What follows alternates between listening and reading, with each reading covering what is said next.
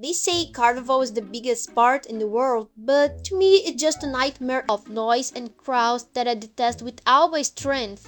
It's honestly a meaningless holiday where everyone just hooks up without any guilt. The only good thing about it is the days off.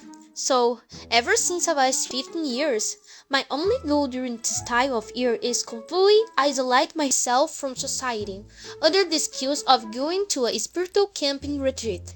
First of all, I want to apologize for not posting anything over the last 3 months. I recently started college and it's taken up all my time. Well, to be honest, I decided to watch every season of South Park in my free time instead of studying, but that's beside the point. Getting back to the video, I had recently canned shirts, and for the first time, I was going to a retreat that was an actual little camp. Since I didn't know the meet crowd yet, I didn't want to go alone. So I begged my group of three best friends, Baby, JJ, and Mickey, to come with me.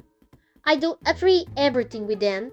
If I go to the grocery store, the movies, or the local square, they are there. I don't really make a far to find new friends because these three already drained my entry social battery. So I told them, you guys are going. We don't want to. It's a statement. You don't have a choice. Like, are you serious inviting two atheists and a Catholic to an evangelical retreat? Yes. Alrighty, let's wait then. And that's how I convinced them. I must be a very nice person to pull that off. Or maybe I'm just completely insufferable. Either way, the preparations began. We were only staying for a single night, but I brought a suitcase that was bigger than me because I'm incredibly indecisive. And despite having a giant bag, I somehow managed the feat of not packing a single proper piece of cold weather clothing. It was the stupidest thing I could have done. Actually, that's a lie because we were about to do much stupider things as a group. Our bands just stop working when we are together. We waited a ride and headed out of this ranch that was completely cut off from the world. It was beautiful. It had capybaras, a very suspicious gnome statue, a pool, and a bunch of places with chairs made out of tow tires. The moment the boys saw a trampoline, they immediately sprinted over and threw the bags on it because they would sleep out there. Meanwhile, my best and I went to pitch the tent she was going to sleep in. I had also brought my cousin along today, and I was supposed to share a tent with her. That turned out to be a mistake because there was no internet, meaning she couldn't text her boyfriend, which kept her in a terrible mood the entire time. Plus, she has a very peculiar, if not borderline offensive, sense of humor, especially toward JJ. At one point, he tried to talk to her. So, what do you like? Oh, I like stranger things. You are ridiculous. You are ridiculous. We spent about 20 minutes trying to set up the tent because I took one look at the instruction manual and threw it away. In my head, I could do completely on my own, despite having absolutely zero talent for physical or outdoor activities. When we finally went back to find the boys, they were runaway singing worship songs with two girls they didn't even know for absolutely no reason.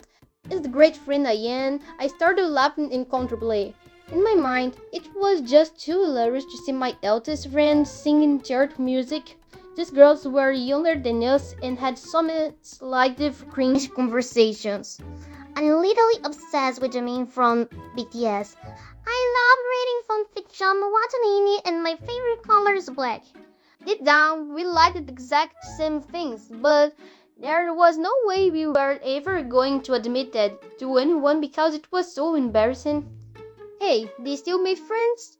Next up was the church service, followed by camp games. Let me make one thing clear. I am strictly against camp games. Most of them required physical movement, and our group consisted of one asthmatic, two people with bad knees, and one completely sedentary couch potato. Consequently, our little clique just isolated itself from the rest of the teenagers to talk in a corner. But there was one specific game called Guerrilla.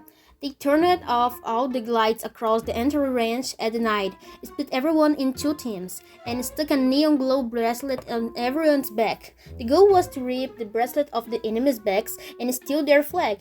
Remember, it was pitch black, and the only lights were this glowing fluorescent bracelet. This will be very important later because Mickey decided to participate in this game because he had eaten a bunch of candy and was riding a massive sugar rush. The result? He literally flying kicked one of these younger girls. People end up with scratched arms, and half the camp got scraped knees from falling all over the uneven terrain. Later on, we had dinner and gathered around the bonfire to sing and roast marshmallows. Since my friends and I hadn't really participated in the game, we managed to snag some of those new glow bracelets just as souvenirs. Honestly, what we ended up doing with these bracelets will remain engraved in our lungs forever. They put out the bonfire, and everyone decided to go to sleep. But remember how I didn't bring a jacket? As bad luck would have it, that turned out to be one of the coldest nights of the year, and I only had one miserable thin blanket. To make matters worse, the boys were still outside on the trampoline.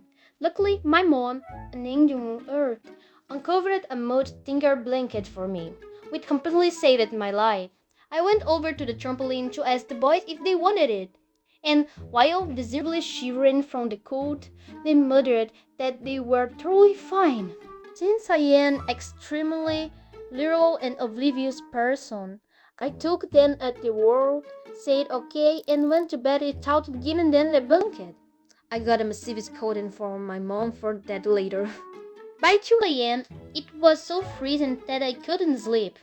I got up and walked over to remains of the bonfire, which was still smoking, hoping to catch some warmth. To my surprise, I found my entire group gathered there with their blankets because apparently everyone had the exact same idea.